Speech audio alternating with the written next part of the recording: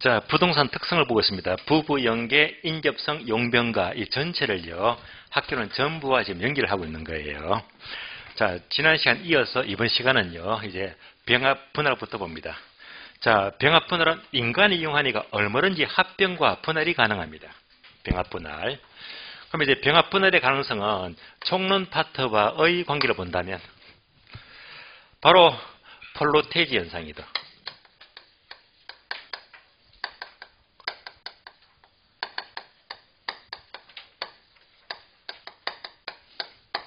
자, 폴로테이지 하게 되면 바로 합치다, 합필하다, 합필을 말해요. 합필하다. 또 다른 교재나 다른 모의고사 보시면요. 이 폴로테이지와 똑같은 말이 바로 어셈블리지라고 불러요. 어셈블리지 현상이다. 다 똑같은 말입니다. 뭐 합병하다, 합필하다 이런 내용들과 연결이 되고요. 다음에 병합 분할하게 되면 자, 두 번째 부동산 경제 파트에서는 규모의 경제와 규모의 불경제가 나와요. 특히 규모의 경제는 여러분들이 꼭 알아야 될 단어입니다. 규모의 경제. 그리고 규모의 불경제가 나와요.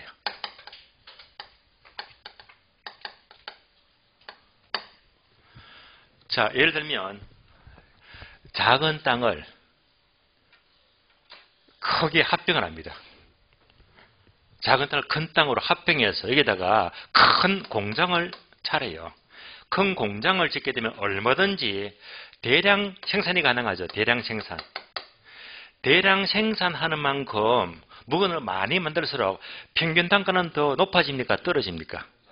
낮아지겠죠. 그래서 자, 많이 만들수록 평균 단가, 즉 평균 비용입니다. 자, 평균 비용은 단가는 낮아지더라. 얘가 바로 규모의 경제가 돼요. 그러나 너무 지나치게 많이 만들게 되면 처치 곤란입니다. 참고로 재고가 잔뜩 쌓이면서 그때부터 보관비용, 물류비용, 광고비용 엄청나잖아요. 이때부터는 너무 지나치잖아요. 그럴수록 평균비용은 증가하니까 얘는 아주 바람직하지가 않다. 그래서 바람직한 생산은요. 여기까지가 바람직한 생산의 규모가 돼요. 얘는 바람직하지가 않다. 자, 그럼 한 번 더 비교합니다. 규모의 경제만 딱 나왔다면요. 확인합니다. 평균 비용입니까? 한계 비용입니까? 평균 비용. 예. 그래서 우리가 다음 시간 수요 공급 넘어가서 평균 비용과 한계 비용이 나와요. 어려운 단어거든요. 그 단어만큼은 우리 지금 출제되고 있으니까 좀 깊이 있는 내용들은 다음 시간에 설명을 드릴 겁니다. 자, 이런 것들이 모두가 자, 병합 분할과 관계되겠고요. 다음에 병합 분할은요. 정책 파트에서는 우리 시험 나올 게 없습니다. 패스. 활동 파트에서도 출제될 만한 게 전혀 없다. 패스합니다. 마지막으로 감정평가로 넘어갑니다. 자, 감정평가 파트에서는요. 특히 얘는 알아야 됩니다. 바로 기회의 원칙입니다. 기회의 원칙의 근거를 제시하고요. 나아가서는 한정가격의 개념도 제시합니다. 한정가격. 기회 원칙과 한정가격인데요. 간단한 예를 들면 여러분들은 아마 이런 그림 본 적 있을 거예요. 도로가 있는데 A라는 땅이 있고 B라는 땅이 있어요. 그런데 B라는 땅은 꽉 막혔네. 맹지. 그러면 이제 A 땅값 3억이고 B 땅값은 맹지니까 2억밖에 안 한다. 합쳐서 5억이잖아요. 요 그림 기억나시죠? 그러면 이 둘 다 모양이 안 좋아. 안 좋으니까 합병하자. 이렇게 A랑 B를 합병하게 되면 얼마나 보기가 좋아요. 이때 가격은 합병 후가 되면요. 5억이 된다고 했어요. 5억 플러스 알파가 된다고 했어요. 5억 플러스 알파가 된다고 했지. 땅값이 크게 늘어나잖아요. 이때 땅값이 이렇게 늘어난 이유는요. A도 기여했고 B도 같이 기여해서 전체 가치를 더 크게 만들었잖아요. 얘가 바로 기여원칙입니다. 예. 그래서 기여원칙은요. 부동산의 A라는 부분과 B라는 부분, 어떤 부분이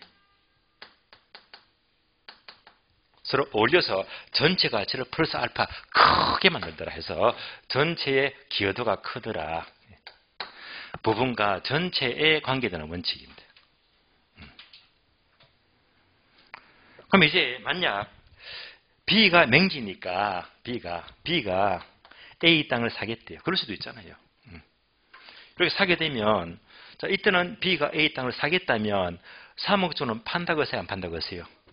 안 판다고 했죠? 그래서 돈이 1,000, 2,000 자꾸 올라간다고 했잖아요.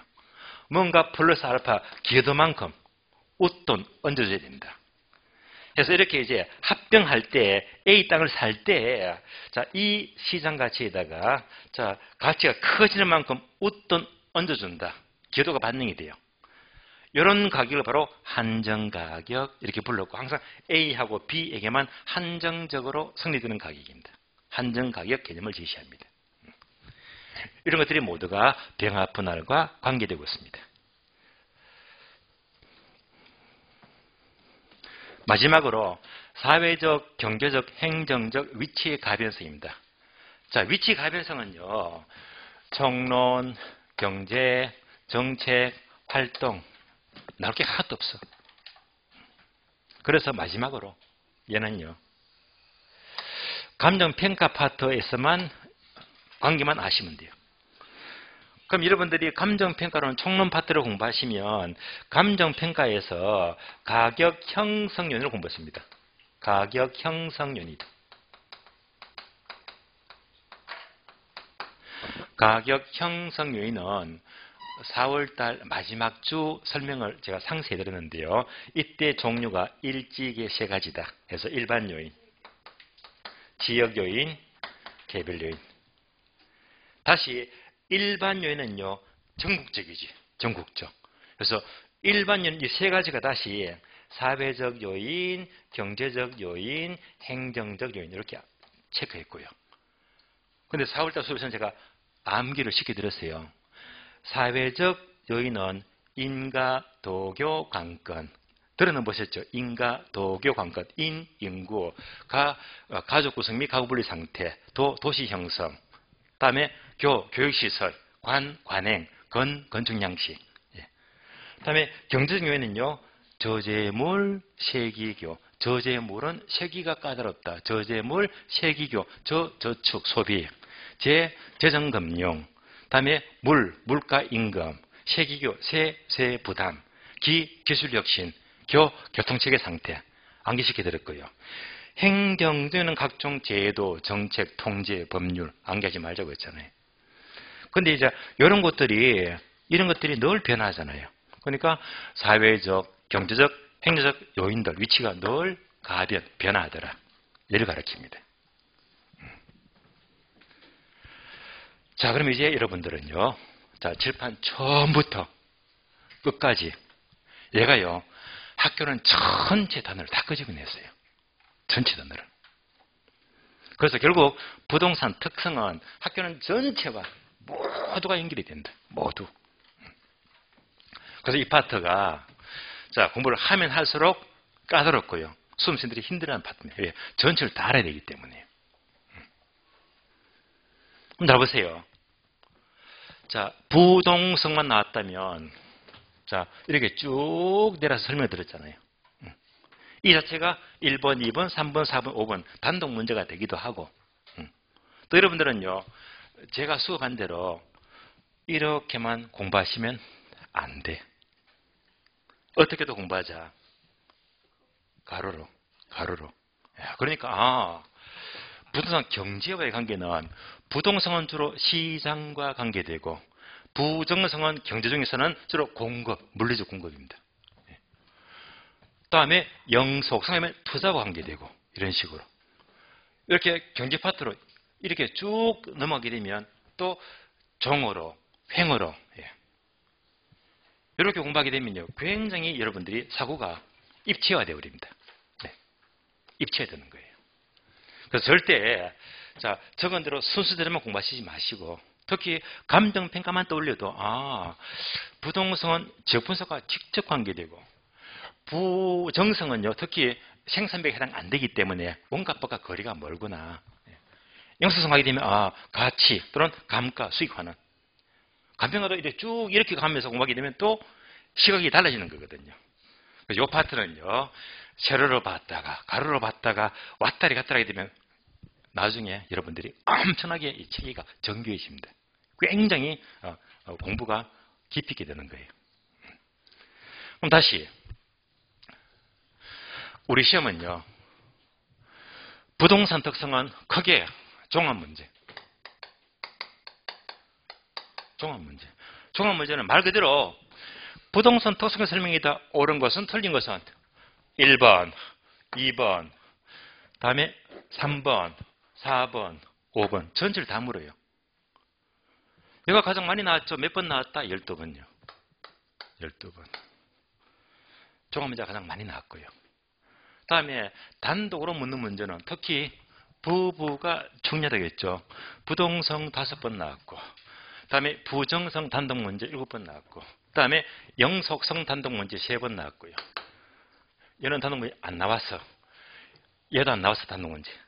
나오긴 나왔는데 큰 의미가 없고요. 용도에 대항선 단독 문제가 3번 나왔고요. 3번. 그래서 특히 단독 문제가 되면 특히 부부가 문제가 집중 출제가 되고 있습니다.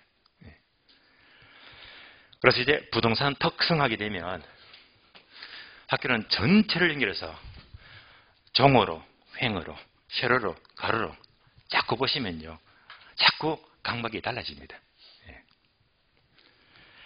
자, 여기까지가 부동산 특성을 총괄해서 전체를 다 그려드렸고요. 자, 이렇게 보게 되면 이제 여러분 요약집은요, 22페이지, 23페이지 따로 설명 안 해도 설명 다 드린 겁니다. 여러분들이 이제 복습 확인하시면 돼요. 요약집은 패스합니다. 패스하고, 자, 이제 문제 확인. 오늘 문제 봐요. 지문. 출제 포인트 지문입니다. 자, 문제 보시면 1번. 부동산 특성을 설명하였다. 옳은 것을 고르시오. 지문이 많잖아요. 1번부터 14번까지. 여기서 5개 뽑아내면 문제가 되겠지. 이렇게 집약적으로 문제를 풀게 되면요, 여러분들이 훨씬 더 능력이 향상되는 거예요. 자, 그리고 이 많은 지문들이 있죠. 특히 이 지문들은 제가 만든 것보다도 기출문제를 응용한 게 많습니다. 기출문제를 많이 또 옮겨와서 변형을 시켰기 때문에 실제 시험에 굉장히 도움될 거예요. 1번. 부동산은 위치의 고정성, 즉 부동성으로 주변에서 일어나는 환경 조건의 변화가 가격에 영향을 주는 외부 효과를 발생한다. 부동산은 외부 효과 맞죠? 옵니다. 2번. 부동성으로 활동과 현상을 국지화시킨다. 국지화 맞죠? 부동산 시장을 투상적 시장으로 만든다. 맞습니까? O가 되고요. 부동성은 지역 분석의 필요성의 근거가 된다. 모두가 맞죠? O입니다. 3번 기출문장이네요. 토지는 일반적으로 비노동 생산물이라고 하는데 밑줄 하세요. 비노동 생산물 밑줄. 이를 쉽게 말하면 이거요. 생산비 X 적어져요. 비노동 생산물은 생산비 법칙에 해당 안 되는 걸 말해요. 그럼 뭘 묻는 거지? 부정성. 하는데 이는 부동성 틀렸고 뭐지? 부정성. 부정성에 근거합니다. X. 4번. 부정성으로 인하여 토지는 노동이나 생산비를 투입해서 재생산할 수가 없다. 맞죠? 토지에 대한 가격 탄력성을 완전 비탄력적, 즉 수직으로 만든다. 맞는 말이죠? O입니다. 5번도 기출문장 그대로 옮겨가세요. 부정성으로 인하여 공간 수요의 입지 경쟁이 발생한다. 말이 좀 어렵네요. 그러면 자, 공간 수요의 입지 경쟁이 뭘 말하느냐? 부정성은요, 땅을 증가 못 시키잖아요. 그러면 결국 토지가 부족하죠. 토지가 부족하니까 공간의 경쟁이 발생하지. 그래서 공간의 입지 경쟁이 발생합니다. 뭐 때문에? 토지가 부족하니까 부정성입니다. 맞습니다. 토지가 부족하니까 집가 상승 문제를 발생시키기도 한다. 맞죠? 옵니다. 6번. 부정성으로 인해서 토지형은 점차 집약화 기능이 있다. 당연히 맞는 말이죠. 옵니다. 7번. 역시 기출문장. 토지는 인문적 토성의 하나로서 인간의 구획환 획지는 다른 토지와 구별되는 개별성을 갖고 있다. 자, 개별성 설명은 맞는데 개별성은요 자연적 특성입니까? 인문적 특성입니까? 인문적 틀렸죠. 자연적 특성. 이렇게 잘 나와요. 그러니까 연습을 해야 돼. 설명은 맞는데 인문적을 자연적으로 싹 바꿔버리는 거야. 서로 바꿔버려요. 그래서 인문적 틀렸습니다. 자연적 특성입니다. 8번. 영속성으로 인하여 장기 투자를 통해서 자본이득과 소득이득을 얻을 수 있다. OX. 맞죠? O입니다. 9번은요. 기출문장인데 얘가요.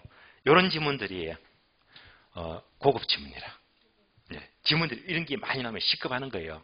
하기는 엄청 어려운 지문이에요. 자, 경제 사회적으로 본다면 용도면에서 유용성이 유사한 토지가 없다는 것은 개별성, 특성 때문이다. 유사한 토지가 없는 것은 개별성. 이 말은 이런 맞는 것 같아요.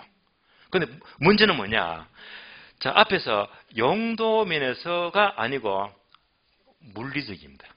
개별성은요, 물리적으로 똑같은 토지가 없는 거야. 용도면에서는 얼마든지 대체가 가능해요. 따라서 용도면이 틀리고 물리적인 면에서 유용성이 유사한 토지가 없는 것이 개별성 특성입니다. 그래서 9번 지문은요. 생각보다 난이도가 높은 지문입니다. 그리고 얘는요. 단어 한자 토시 안 틀리고 기출문장 그대로 옮겨왔어요. 이렇게 나면 심히 어려운 거예요. X. 10번. 개별성으로 인하여 일물일가 법칙은 성립하지 않는다. O다 X다. O. 11번. 개별성 특성 때문에 부동산은 상품과 완전한 대체 관계가 성립하기가 어렵다. 맞죠? O입니다. 11번도 쉬운 지문인데 지문이 엄청 많이 나왔어요. 12번. 인접성 또는 연결성으로 인하여 소유와 관련하여 경계 문제를 불러일으킨다. 인접성 맞네요. 인접성으로 인하여 외부성과 밀접한 관계가 아니다. 인접성 외부효과 맞죠? 외부성 외부효과잖아요. 맞습니다. 인접성으로 인하여 토지는 생산비 법칙이 해당되지 않는다. 이상하네요. 생산비 법칙이 해당 안 되는 것은 인접성 때문이 아니고 부정성. 부정성이죠. X. 13번. 인접성으로 인하여 개발이익의 사회적 환수 논리 근거가 된다까지 OX. 인접성, 개발이익 환수 맞죠? 다음에 님비 현상과 핀피 현상은 합치니까 님비는 부의 외부 효과, 핀피는요 정의 외부 효과, 외부 효과를 발생한다. 맞죠? O입니다. 14번. 용도의 다양성으로 인하여 최사의 판단 근거가 된다. 맞는 말이죠. 그래서 최후 사용의 근거, 용도의 다양성. 얘는요 너무 자주 나와. 빈출. 용도의 다양성으로 인하여 이행과 전환을 가능케 한다. 얘가 바로 후보지와 이행지를 말하잖아요. 맞는 말이죠. 용도의 다양성으로 규모의 경제가 일어난다. 이상하네. 규모의 경제는 무엇 때문에? 병합 분할이죠. 그래서 규모의 경제는 용도의 다양성 때문이 아니고 병합, 분할의 가능성 때문이죠. 얘가 틀렸죠? X입니다. 자, 이상으로 특성, 지문 14개 지문 모두 연습했고요. 자, 이어서 이제 특성 다 끝났습니다. 끝이 났으니까 요약집을 봅니다. 요약집 보시면 특성 끝났고요. 이제 요약집은 32페이지요. 32페이지. 자, 강문 넘어가죠. 부동산 경제론으로 넘어가서 수요 공급 이론입니다.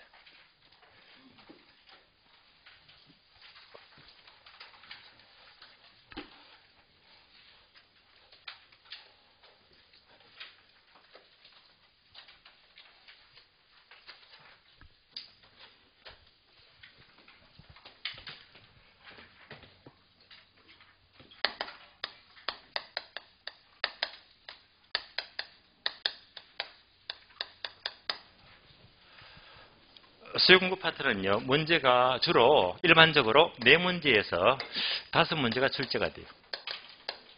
작년 시험 5문제 나왔고요. 4문제 나옵니다. 핵심 파트입니다. 자, 수요와 공급은 오늘 프린트 중에서 자, 표가 나요, 표. 2번째 프린트입니다. 자, 그러니까 제목은요. 부동산 수요 공급 비교 정리표가 나오죠. 이 표는요. 여러분들이 아마 처음 본 건 아니에요. 3월달 수업에도 이보다 좀 간단하게 표가 나간 그 표를 내어드린 적이 있거든요. 그런데 오늘 자료는요, 3월달 수업에다 더 살을 붙여가지고 더 디테일하게, 예, 이렇게 해서 이제 표를 만들었는데 앞페이지, 뒷페이지가 나와요. 그래서 요 표는 이제 전부 다 핵심을 모아놨기 때문에 한꺼번에 비교하기가 좋아요. 그래서 수업은요, 요 표를 중심으로 보면서 혹시 설명이 부족하면요, 요약집이나 또는 강의 노트를 찾아볼 거예요. 이 표를 중심으로 봅니다. 자, 표를 보시면 먼저 파트가 5개인데요. 왼쪽은 수요, 오른쪽은 공급. 첫 번째가 의가 나와요. 의. 두 번째가 법칙, 수요 법칙과 공급 법칙입니다. 세 번째가 수요 결정 요인, 오른쪽은 공급 결정이죠. 그러면 수요 결정에 별표가 3개 되어 있죠. 무조건 출제됩니다. 별표 3개는요. 무조건 나와요. 공급은 별표 3개 없죠. 공급은요, 나오기도 하고 안 나오기도 해요. 다음에 네 번째, 뒷페이지. 뒷페이지 보시면 수요 탄력성 별표 3개, 공급 탄력성 별표가 없다. 수요 탄력성은요, 별표 3개잖아. 무조건 출제가 돼요. 공급은요, 나오기도 하고 안 나오기도 해요. 별표 3개는 무조건 집중하세요. 왜? 필이 나오니까. 마지막으로 균형 가격 결정 별표 3개 되어 있죠. 얘도 무조건 나옵니다.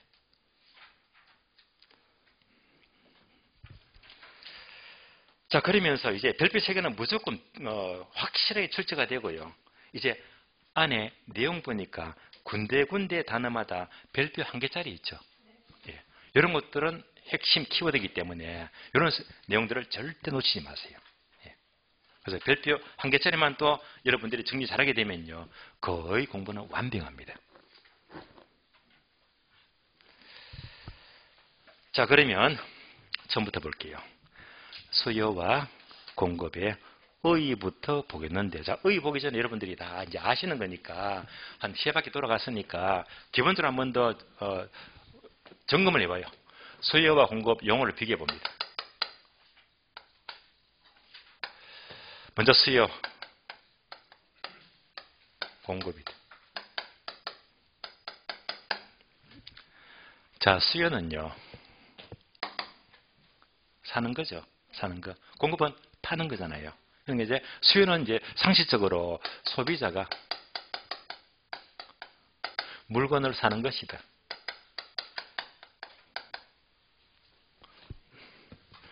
공급은 거꾸로 생산자가 물건을 만든다, 파는 것입니다. 사고 판다. 자, 이렇게 볼 때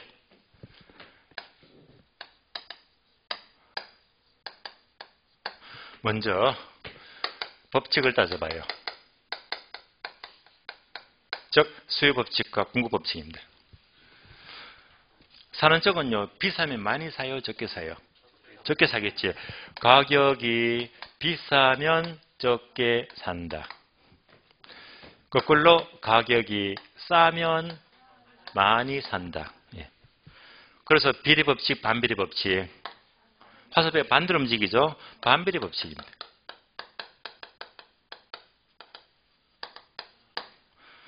자, 반비례 법칙을 그래프로 그린다면 가격과 수량과의 관계에서 우하향이다, 우상향이다. 우하향이죠. 그래서 우하향 모양. 얘가 바로 수요 곡선입니다. 따라서 수요 법칙은 비싸면 적게 산다, 반비례 법칙이고 그래프는 우하향 모양이다. 까지는 여러분들이 이제 익히 들어왔잖아요. 다음에 공급자 입장에서는 이제 파는 쪽에서는 가격이 오르면 많이 판다, 적게 판다, 많이 팔죠. 또 가격이 하락하면 공급을 줄인다. 같이 움직이죠. 비례 법칙, 반비례 법칙, 비례 법칙이다. 이것을 또 그래프로 표현하자면 우상향, 우하향. 우상향 곡선이 바로 공급 곡선입니다. 우상향 모양입니다. 여기까지가 기본 원칙입니다. 이어서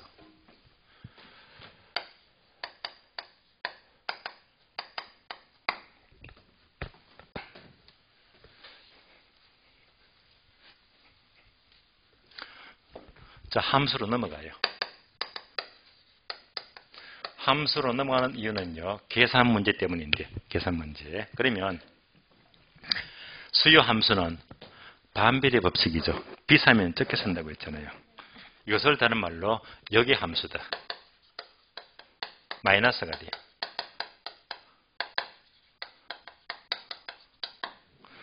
이때 역의 함수 마이너스는요, 서로 반비례 관계. 반비례 관계를 가리킵니다. 그럼 이것을 식으로 표현해봐요. 식으로. 이거를 이제 공식, 식으로 만들어보죠. 자, QD 이꼴 수요 함수죠. 자, 식은 제가 인위적으로 적공주로 만들어 볼게요. 그러면 300 마이너스 2P다. P, 가격이죠. Q, 수량이잖아. 가격과 수량은 무슨 법칙? 반비례 법칙. 비싸면 적게 산다고 했잖아요. 그래서 가격과 수량은 수요가 반비례 법칙이면 바로 반비례 법칙은 역의함수이기 때문에 반드시 부가 뭐? 마이너스. 얘가 뭐지? 가격과 수량은 반비례 법칙이다. 역의함수를 말해요. 반비례 법칙. 그러니까 계산 문제에서 항상 수요함수 이 식은요, 이렇게 역의함수, 바로 반비례 법칙을 말합니다. 반비례 법칙. 공급은요, 비례 법칙이죠. 이거는 정의함수가 돼요. 플러스 정의함수이다. 이는 바로 증가하면 증가한다. 바로 비례 법칙을 말합니다. 이것을 식으로 표현하면 공급함수 Q에서 이꼴 또 제가 적항으로 식을 만들어 보게 되면 100 플러스 2P다. 얘가 바로 공급함수 식이 되는 거예요. 그럼 이제 가격과 수량은 비례법칙이죠. 비례법칙이니까 플러스. 이거 바로 정의함수를 가리킵니다. 그래서 항상 계산 문제는요, 이렇게 식이 줍니다. 가격과 수량은 역의함수 반비례. 가격과 공급량은요, 수량은 바로 비례관계다. 정의함수가 된다. 합쳐볼까요? 둘 다 합치게 되면 균형 가격이 결정이 됩니다. 수요와 공급이 일치하는 점에서 균형 가격이 결정이 됩니다. 다 아시는 그림이겠지만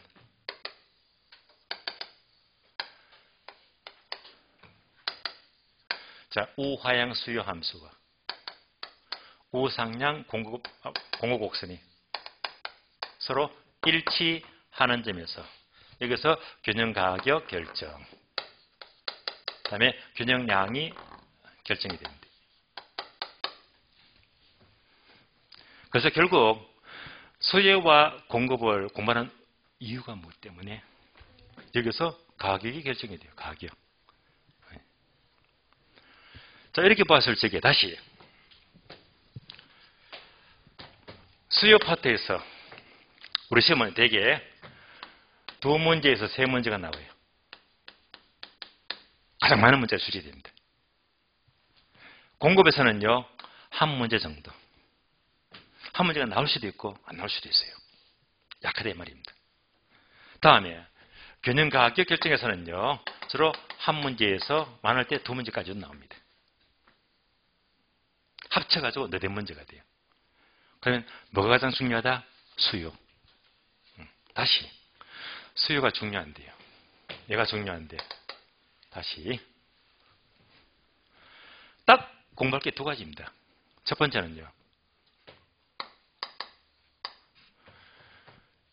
수요량의 변화와 수요의 변화입니다.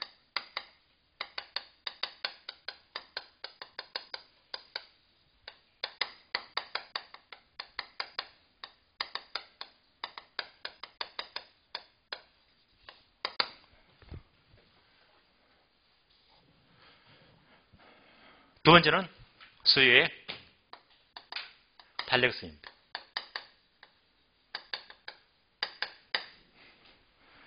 그래서 여러분들이 프린터 비교표를 보니까 자 수요 결정 요인 별표 3개 돼 있죠. 예. 얘가 이거잖아. 수요 결정이 바로 수요량의 변화와 수요 변화. 여기서 별표가 3개 돼 있다. 무조건 나와요. 다음에 수요 탄력성이 있죠. 뒷페이지. 여기도 별표가 3개 돼 있지. 무조건 나온단 말입니다. 그러니까 이 파트에서 두 문제는 기본이고요. 세 문제가 잘 나와요. 가장 중요합니다. 다음에 공급. 공급도 마찬가지라. 1번, 2번. 얘는요, 한 문제가 나올 수도 있고 안 나올 수도 있어요. 그래서 제가 안 쓸게요. 왜? 요대로 보시면 돼.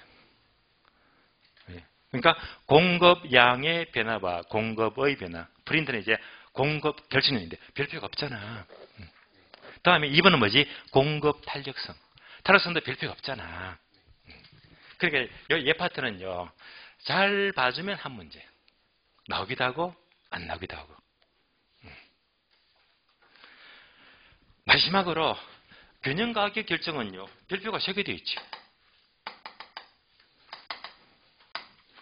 여기다 무조건 나옵니다. 그럼 이 파트는요. 어떻게 나오지? 크게 두 가지인데 크게 두 가지. 첫 번째가 바로 계산 문제.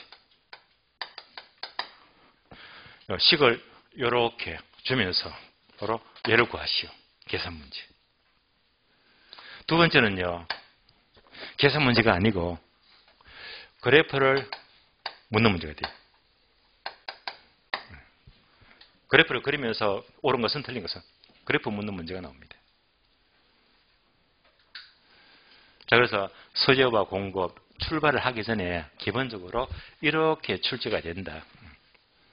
그래서 이제 여러분들이 프린트 딱 보시면서 별표 3개짜리는 무조건 출제가 되고요. 또 안에 내용 들어가게 되면 군데군데 별표 1개 있죠. 이것만 안 놓치면 여러분들은 공부를 완벽히 하는 겁니다. 자, 이제 이렇게 전체 흐름을 잡았으니까 이제 비교표를 봅니다. 표를 볼게요. 표를 보시면 먼저 의가 나와요. 의. 자, 수요는 첫 줄. 일정 기간 상품을 구매하고자 하는 욕구다. 사는 것이죠. 구매 동그라미, 구매 동그라미. 오른쪽. 공급은요. 공급은 첫 줄. 일정 기간 상품을 판매하고자 하는 욕구이다. 판매 동그라미. 똑같은 문장인데 구매하면 수요가 되고 판매하면 공급이 되고요. 분설하게 되면 자, 수요를 보게 되면 일정 기간 몇 줄 되어 있죠. 화살표 유량 개념입니다. 유량은요 별표되어 있죠. 얘가 항상 A급입니다. 그럼 유량이 뭡니까 하게 되면 유량은요 표를 조금 내려가니까 표 속에 중간에 표가 안 보여요. 표 속에 긴 표가 보이죠. 여기다가 별표. 자, 긴 표를 보게 되면 유량, 저량 나오잖아. 여기서 우리 시험은요 8번 나왔어. 엄청 중요해요. 여기서 나왔다면요 점수를 그냥 주는 거니까 절대 실수하지 마세요. 무조건 받아먹으세요. 어려운 계산 문제는 틀려도 좋아. 유량저량 물었다 틀리면 큰일 납니다. 아시겠어요? 그러면 이제 유량은 표를 보니까 일정 기간, 저량은 일정 시점이다. 단어를 쭉 비교했죠. 물론 단어는 이보다 더 많은데 잘 나오는 것만 추려서 모아놨습니다. 그러면요 유량은 부동산 회사의 당기 순익 밑줄 되어 있죠. 친절하게 해서 당기 순익 당의 기간 동안이니까 일정 기간 유량입니다. 내려가세요. 저량은요 선자산가치 밑줄 되어 있죠. 왜? 출제가 더 잘 되거든. 선자산가치는 일정 시점을 가리키니까 저량 또는 통화량, 국부 모두가 시점을 가리키죠. 저량입니다. 올라가서 국민 총 생산은 유량인데 내려가서 외환 보유고는요 저량 시점입니다. 자, 다음 단어 밑줄 되어 있죠. 빈줄 쫙 나와요. 신규 주택 공급은 유량인데 기존 주택 공급은 저량이다. 신규 주택은요, 새 집을 짓는 거잖아. 새 집을 짓는데 1년씩 걸리잖아요. 그러니까 기간이 되고요. 기존 주택은 특정 시점에서 사고 파는 거니까 바로 저량입니다. 다음 단어 또 밑줄 돼 있죠? 잘 나와. 주택 거래량은 유량, 기간인데요. 주택 재고량은 특정 시점에서의 재고량을 가리킵니다. 이어서 올라가서 임대료 또는 지대, 가계, 소득은요, 기간, 유량인데 내려가서 시장 가격 또는 실물, 자산, 도시 인구수는 시점 저량 개념입니다. 해서 유량, 저량은 나왔다면요, 여러분들은 무조건 득점하셔야 됩니다. 자, 다시 의의로 올라갑니다. 올라가세요. 자, 수요는 일정 기간 화살표 유량해서 유량과 저량 비교했는데 중요합니다. 다음에 의에서 구매하고자 하는 밑줄 되어 있죠. 구매하고자 하는 것이 바로 살려고 하는 것이다. 다른 말로 사전적 개념이 돼요. 사전적 개념, 살려고 하는 것입니다. 자, 세 번째 단어가 유효수요. 요것 동그라미. 유효수요. 유효수는 바로 구매력 있는 수요죠. 그래서 괄호 살 의사도 있어야 되고 지불력 둘 다 갖추게 되면 바로 유효수요가 되는 거예요. 그래서 수요를 분석하면 한 번 더 화살표. 일정 기간 유량 개념이고 살려고 한다 사전적 개념이고 그리고 반드시 구매력이 뒷받침된 유효 수요를 가리킵니다. 그러면 오른쪽 공급 넘어가요. 공급은 설명 안 할게요. 자, 화살표 보게 되면 일정 기간 유량 개념. 판매하고자 한다 사전적이고 그리고 유효 공급이다. 그래서 그대로 대칭이 되고 있잖아요. 이제 다시 수요로 넘어갑니다. 왼쪽. 자, 의 보았으니까 두 번째 칸에 참고표 부동산 수요의 특성이 있죠. 예, 요거 보겠습니다. 여기서도 몇 번 나왔어요. 자, 수요의 특성은요. 1번부터 5번까지인데 1번. 부동산 수요는 구매자금 축적의 장기성이다. 말이 좀 까다로운데요. 우선 자, 화살표 이유를 하나 적어줄까요? 고가성. 화살표 고가성 적어주고 부동산은 고가성 몇 억씩 하기 때문에 이 자금을 축적 모으는 데는요 몇 년 동안 모아야 됩니다. 그래서 이 자금을 모으는 데는 장기가 소요가 돼요. 고가성 때문입니다. 2번요. 부동산 수요는 구매 결정에 밑줄합니다. 전문성, 복잡성 밑줄. 3번요. 구매 절차에 밑줄합니다. 특수성 밑줄. 부동산은요, 그 결정 절차가 전문적이고 복잡하고 특수하대요. 자, 이런 이유가 이제 뭘 떠올리자? 경매. 여러분들 경매 보시면요, 공부 안 하고는 할 수가 없어요. 정말로 전문적이고 복잡하고 특수합니다. 그 이유가 뭐 때문에? 부동성이죠. 부동성 때문에 부동산은 반드시 등기를 해야 되거든요. 등기는 권리관계니까 경매하는데 이 권리분석을 제대로 하지 않으면요, 여러분이 낭패를 겪거든요. 그만큼 복잡합니다. 뭐 때문에? 등기. 참 권리분석이 어려운 거예요. 4번. 수요의 가격 탄력성은 밑줄 되어 있죠. 부동산의 종류에 따라서, 기간에 따라서 달라집니다. 자, 그 이유는요, 다음 주에 저절로 공부가 돼요. 여기서 종류하게 되면 주상공 세 가지입니다. 그래서 주거용은 상대적으로 탄력적이고 그다음에 상업용 공유는 상대적으로 비탄력적이거든요. 그다음에 기간은요, 단기와 장기를 말해요. 단기는 주로 비탄력적이죠. 장기이면 탄력적이다. 이런 내용들은요, 다음 주 공부될 거니까 그때 가서 보도록 하고요. 5번. 토지의 수요는 일반적으로 파생수요가 일반적이다. 파생수요 밑줄 되어 있죠. 파생수요가 설명이 되어 있지 않기 때문에 얘는요, 부득불 요약집을 봐야 됩니다. 요약집. 33페이지입니다. 33페이지. 자, 33페이지 보니까 박스 있죠. 박스 보게 되면 1번 실질수요와 2번 파생수요. 2번 되어 있잖아. 파생수요. 그럼 요약집 설명은 안 봐도 괜찮아요. 예, 이 자체가 굳이 안 보더라도 하면 여러분들 요약집 보니까 파생수요 제목에다가 여백이 좀 있잖아요. 그죠? 여백. 이렇게 메모 주시면 돼요. 메모가 필요합니다. 자, 그럼 이제 본원 수요가 나와요. 그리고 발생 수요가 나와요.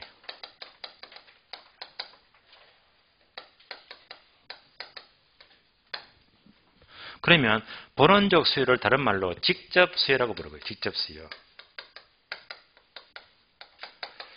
발생 수요는 간접 수요다.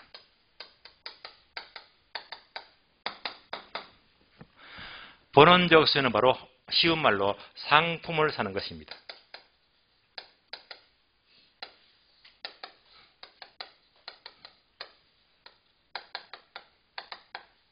상품을 사는 것이다. 발생 수요는요, 상품이 아니고 생산 요소를 가리킵니다. 생산 요소에 대한 수요이다. 간단한 예를 든다면요, 우리 인간의 삶의 가장 기본적인 세 가지가 바로 의식주 아시잖아요. 의식주가 있다. 얘는 뭡니까? 옷을 사 입죠. 그러면 이제 빵을 사 먹자. 바로 부동산. 주택, 상가, 공장이잖아요. 그럼 이제 옷을 사자, 빵을 사 먹자가 바로 보는 수요. 보는 수요가 돼요. 근데 옷은 뭘로 만들어요? 옷감. 천이죠, 그죠? 옷감. 천으로 만들고. 빵은 뭘로 만든다? 밀가루죠. 예. 밀가루. 얘가 바로 발생수요. 되시겠죠? 예. 보는 수요, 발생수요. 그럼 얘들은요, 자, 이렇게 비교해 봅니다. 만약 빵에 대한 수요가 증가하면 밀가루 수요가 증가한다, 감소한다? 예, 당연히 증가하지. 이 말은 뭐지? 본원적 수요가 증가하면 발생수도 덩달아 증가한다. 같이 움직입니다. 같이. 이제 부동산 넘어가요. 부동산. 부동산은 뭐냐? 주택을 사요. 상가를 사요. 공장을 사요. 얘가 바로 직접 필요하지. 보는 수요. 그러면 주택만 땅을 살 수가 없잖아요. 주택을 살려고 하게 되면 아래 땅이 필요하지. 그래서 주거용지. 땅이 필요합니다. 상가를 지르면 또 상업용지가 필요해요. 공장을 지려 하니까 또 공업용지가, 땅이 필요합니다. 공업용지가 필요하다. 땅 없이 지을 수가 없잖아요. 그러니까 얘가 뭘 가리키지? 바로 토지. 토지. 따라서 토지는 생산 요소로서 무엇이다? 발생 수요가 일반적이다. 예. 따라서 토지는 발생 수요가 일반적이다. 설명이 나왔습니다. 그러면 일반적으로 한 번 더 확인해 볼까요? 토지는요, 본원 수요예요, 발생 수요예요. 발생 수요. 그럼 이런 생각해 볼까요? 토지가 발생 수요가 일반적인데 토지가 본원 수요가 될 수가 있을까요? 없을까요? 토지가 본원 수요가 될 수도 있기는 있어요. 왜? 토지가 직접 필요해요. 직접. 예를 들면 여러분들 요즘 날씨는 좋은데 스트레스 엄청 받죠. 공부 때문에. 게시판 보니까 난리더라고요. 아이고, 5월달, 4월부터 리듬이 끊겨가지고 죽겠다 하는 그런 글들이 너무 많아. 지금 이 중요한 시기에. 지금은 이제 뭔가 잡아야 되는데, 전부 다 힘들어 하시더라고요. 그러니까 이제, 이거는 약과야, 약과. 이제 약과 아무것도 아니에요. 7월, 8월 돼봐요. 날씨는 더워서 환장하지, 공부는 덜 됐지, 할 거는 많지 말이죠. 그때 시급하는 거예요. 그건 좀 괜찮아요. 9월, 10월 돼봤어요. 9월, 10월. 환장합니다. 왜? 시험은 이제 2달 남았지, 그지? 근데 이제, 싸그리 뭐가 총정리해야 되는 거라. 근데 공부가 짧아요. 이때부터는요, 몸도 대수있겠는데 이 심리적인 압박은 말로 표현 못 합니다. 유지 단계는 여러분들의 스트레스가 뭐 육체적이나 심리적으로 갈수록 업 되는 거야. 예. 어떻게 이겨내죠? 깡으로. 예. 지금은 체력을 이겨내는데 9월, 10월 되면 체력이 아니라 깡도 필요해요. 정신력을 이겨내야 됩니다. 앞으로 이제 갈수록 힘들어집니다. 그래요. 예. 자, 그래서 이제 그 힘든 고비를 다 넘어서 드디어 10월 29일 날 시험 딱 쳤죠. 그죠? 결과를 딱 떠나서 해방이지. 기분 좋아요. 그냥. 그렇잖아요. 예. 근데 이제 이때 시험 쳤다. 둘 중에 하나지. 예. 합격 아니면 떨어지는 거지. 예. 근데 합격하려고 공부하는 거잖아요. 합격했다고 가정해봐요. 여러분 기분이 어떨까? 정말 그건 말로 표현 못해 그냥. 막 가다만 매겨보니까 점수가 넘어가는 거라. 단 60점 하면 죽어요. 딱점. 이때부터는 발표 날 때까지 한 번은 합격하는 꿈 꾸고 한 번은 떨어진 꿈 꾸면서 천당지옥을 탁 따는 거예요. 그러니까 이렇게 65점이 넘어가야 돼요. 65점이. 딱지면 시급합니다. 잠을 못 자요. 한 달 동안. 불안하잖아. 혹시나 하면서. 어쨌든 되는 순간에 이제 65점이 나왔다. 기분 좋아요. 이때부터 이제 퍼지르고 막 만들어 놀아야 되겠지. 예. 그래서 이 좋은 가을철에 제주도 놀러 가고, 예. 또 안 가면 또 이제 바닷가도 가면서 설악산도 가는 거야. 뭘 보러 가죠? 이제 땅 보러 가지. 땅 보러. 예. 여러분 합격하면 이제는 제주도 간다. 예. 또는 이제 설악산 간다. 바닷가 간다. 전부 다 직접 보러 가는 거야. 힐링하러. 이때는 이제 보는 수요가 되는 거예요. 보는 수요가. 되시겠죠? 따라서 토지는 일반적으로 파생 수요가 일반적이지만 경우에 따라서는 예외적으로 본원적 수요가 될 수도 있다는 점입니다. 있어요. 자, 여기까지 보시고요. 자, 그러면 다시 비교표를 보시면 수요의 의의가 모두 끝이 났습니다. 끝이 났어요. 두 번째, 오른쪽 공급의 의의는요. 자, 쉬었다가 다음 시간 이어서 계속 봅니다. 쉬겠습니다.